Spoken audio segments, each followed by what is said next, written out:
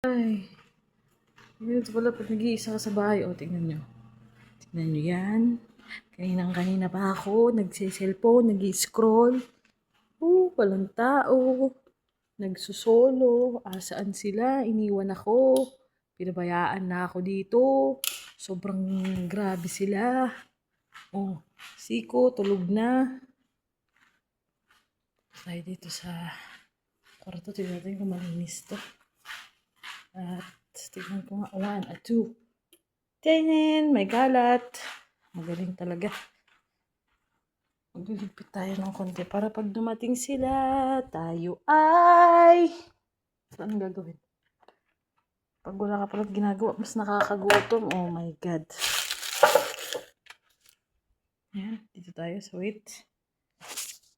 Just... Saglit lang, saglit lang. Saglit lang. Tayo magliligpit. Dahil baka dumating sila.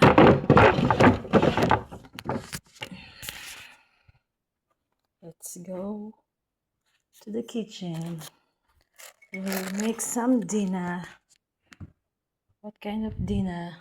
Itlog again. Wala tayong ibang gagawin kundi kumain. We'll check. Again, it's clean. Close the light. Close the door. We're checking the comfort room is still clean. Allah. Wow. Close the light again. Open the light. Ooh. May aswang. Here. We will check it here again. Sa another comfort room. Laging madumi. Oh, in fairness, malinis. In fairness, we will open the... Aray.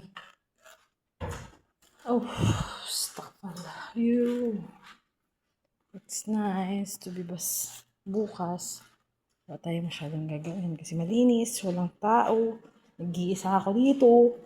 Iniwan nila ako. Luluto tayo ng dinner. At ako'y meron namang rice. Ito, tingnan niyo yung rice ko. Tinin! Dapat kasama ako kay Mira sa kabilang bahay. Ang nangyari, iniwan akong mag-isa. O, go open tayo na. Makakain na din dito. Puro gulay, lemon. Alam ko na. Itlog. I will check the other refrigerator. Kung anong pwedeng pulpak ng prutas. Ang iniisip ko, kung kakain ako ng prutas, magugutom din ako. So, dun tayo sa tayo ay nag-iisa. Sabog-sabog pa yung buhok ko dito